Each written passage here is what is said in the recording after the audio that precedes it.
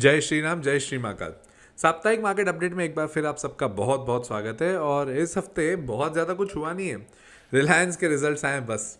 अब रिलायंस के रिजल्ट्स आए, उस हिसाब से जितने वॉर्स होने वाले थे वो सारे वॉर्स वापस ठंडे हो गए। कई कई बार ऐसा लगता है कि जहाँ पर भी पैसे थोड़े बहुत ख़त्म होते हैं ना अलग अलग कंट्रीज़ के पास में, तो उसके बाद में भाई साहब वॉर ही रुक जाते हैं। अब ईरान और यूएस वाला वॉर था, वो भी थमते हुए दिख रहा। वो थमते हुए दिखने के बाद में यूक्रेन रशिया बीच में फिर जाके थे, वो भी थम गया। पिछले 5-7 दिन से तो कहीं ऐसे बहुत ज़्यादा न्यूज़ की खबर आ नहीं रही। रिलायंस के नतीजे आए और रिलायंस के नतीजों के ऊपर मेरे सबसे पहले फोकस करना चाहिए।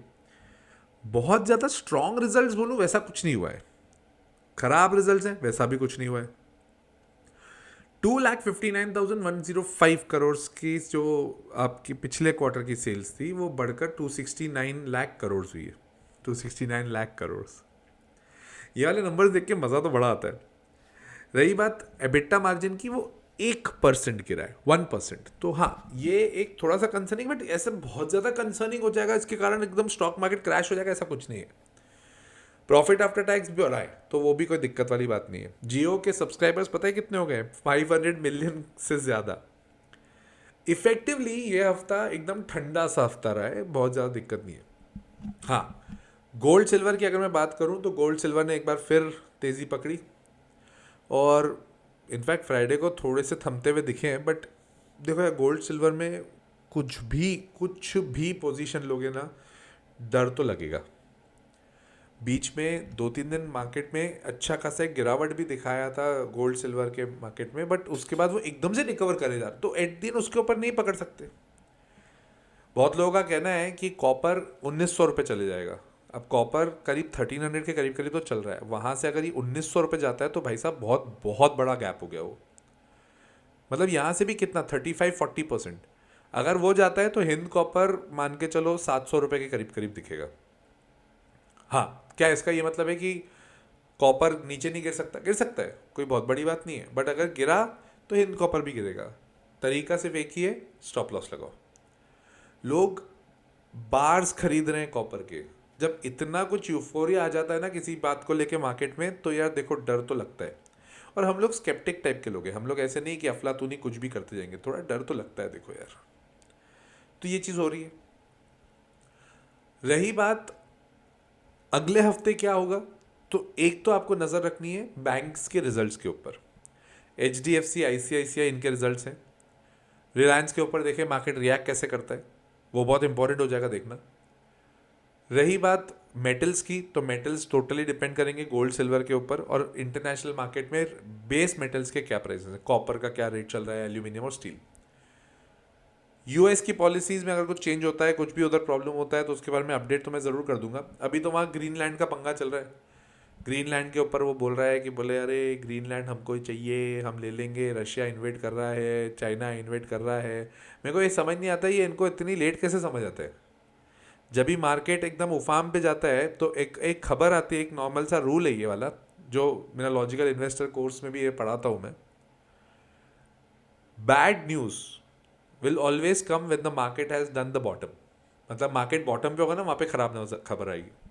जब मार्केट लाइफ हाई पे होगा तो वहाँ से अच्छी खबर आएगी। तुम पिछले हफ्ते का एक बार मार्केट देख लो, कहाँ निफ्टी ने इतनी बढ़िया क्लोजिंग दी थी 26,300 के ऊपर की, और वहां से जो गिरा है just because of Donald Trump.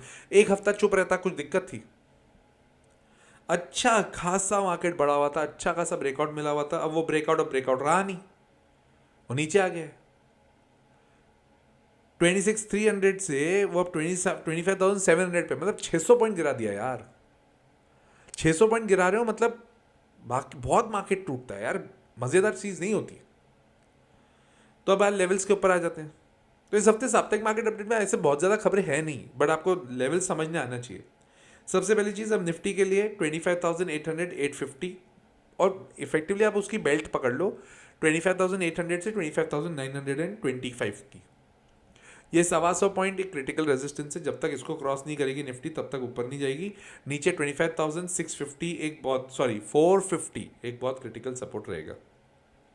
Bank Nifty की बात करें, बैंक निफ्टी बढ़िया चल रहा है। बैंक निफ्टी को फिर भी अपन बोलें कि हाँ ये एक मात्र है जो थोड़ा सा मार्केट को संभाले हुए है और थोड़ा चलने के लिए रेडी भी दिख रहा है। इफेक्टिवली इसमें जो चार्ट्स भी कह रहे हैं, वो चार्ट्स कह रहे हैं कि अगर ये एक बार, सिर्फ एक बार अगर ये वापस क्रॉस कर दे 60,500, मतलब 500 पॉइंट यहाँ से और तेज़ी से भाग के ऊपर चले जाए तो ब्रेकआउट के चांसेस इसमें बनेंगे। डिपेंड करता है एक ही चीज़ पे, HDFC और ICICI के क्या रिजल्ट्स आते हैं। रिलायंस भाई साहब 1426 के सपोर्ट को इस बार उसने तोड़ा था, बट उसके बाद नीचे जाने के बाद वापस ऊपर आया है, तो अगेन 1460। अब देखो ये मैं बोलता हूँ ना, जब सपोर्ट और रेजिस्टेंस नीचे जाने के बाद में क्लोजिंग उसने 1426 के ऊपर दी है, मतलब 1470 पे दी है, 57 पे दी है। अब देखें कल मार्केट उसको रिएक्ट कैसे करता है। क्लोजिंग इंपॉर्टेंट होती है, ध्यान रखिएगा। SBI बढ़िया चल रहा है, मेरे को लगता है चलने दीजिएगा। 1000 रुपये का स्टॉप लॉस लगा लो, इनफैक्ट अब तो तुम्हें 1020 का लगा लो तो भी बढ़िया है। तो ये अच्छा चलते हुए दिख रहा है। HDFC के ऊपर कल नज़र रहेगी। कल HDFC अगर सपोज रिजल्ट ख़राब है, क्योंकि 5-7 दिन से ये बहुत तेज़ी से गिरा है, तो अगर उसके रिजल्ट्स ख़राब हुआ है तो दिक्कत आएगा, अदरवाइज तो ये भी ठीक लग रहा है। रही बात TCS, अच्छा खासा शांति से चल रहा था, बढ़िया चल रहा था, 3300 के ऊपर आ गया था, बट वापस उसने वहाँ पे रोका है। तो अब जो सपोर्ट है दैट इज़ 3150 TCS का। इन्फोसिस बहुत टाइम बाद थोड़ा चला और अभी अपने रेजिस्टेंस 1700 के ऊपर भागेगा, अगर भागा, मतलब 1700 के ऊपर टिका रहा तो भागेगा।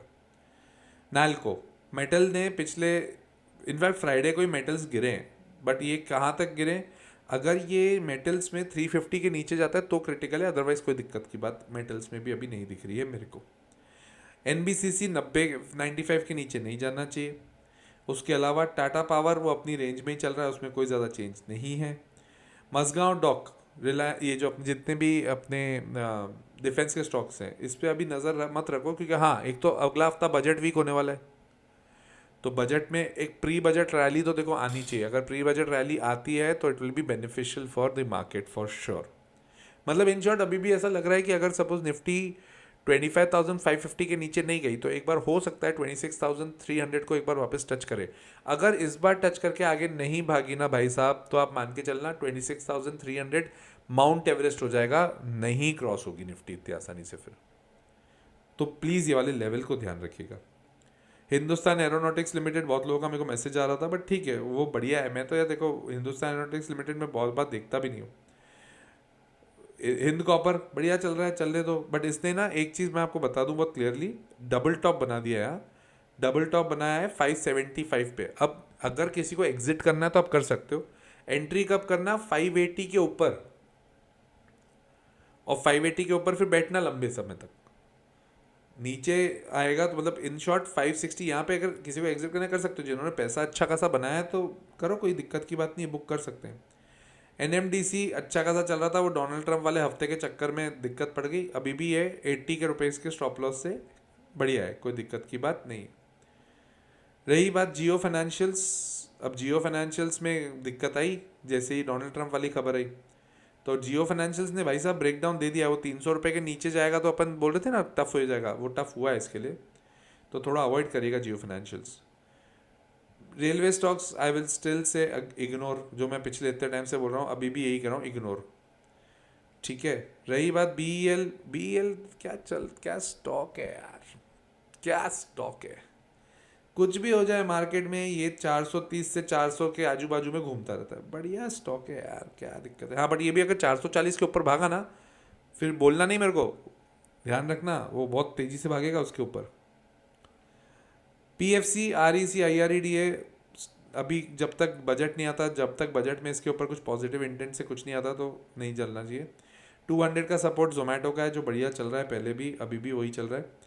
एक बार वारी एनर्जीज देख लेते हैं। वारी एनर्जीज ने ब्रेकडाउन दे दिया है बॉस। वारी एनर्जीज ने जो लास्ट वीक मैंने आपको कहा था, लास्ट वीक 2850, अब 2850 से 2552 चले गए। अगला सपोर्ट इसका बनेगा 2300 के करीब करीब, 2300 के करीब करीब लॉन्ग टर्म के लिए कैन बी अ गुड बेट। रही बात लास्ट, हम देख लेते हैं BSC के ऊपर। BSC अभी बस 3000 को वापस टच करा है। अगेन BSC ने 2 बार डबल टॉप बना दिया है, अगर इस बार 3000 के ऊपर क्रॉस करके नहीं भागता है तो दिक्कत देगा, नहीं कर पाओगे कुछ भी। लॉन्ग टर्म के लिए रखना है तो ठीक है, बट अभी एंटर करना नहीं बनता है। एंटर अगर करोगे तो 3100 के ऊपर, अदरवाइज अभी कोई दिक्कत नहीं है, अभी कुछ मत करिए। तो ये थे पूरे इस हफ्ते के साप्ताहिक मार्केट अपडेट्स के पूरे अपडेट्स। ध्यान रखना, थोड़ा सतर्क रहना, न्यूज़ को थोड़ा फॉलो कर देना, न्यूज़ में बहुत सारी पागलपन चलती रहती है बीच बीच में, तो उसको थोड़ा ध्यान रखना। राइट, तो मिलता हूँ अगले हफ्ते। टिल देन, जय श्री राम, जय श्री महाकाल।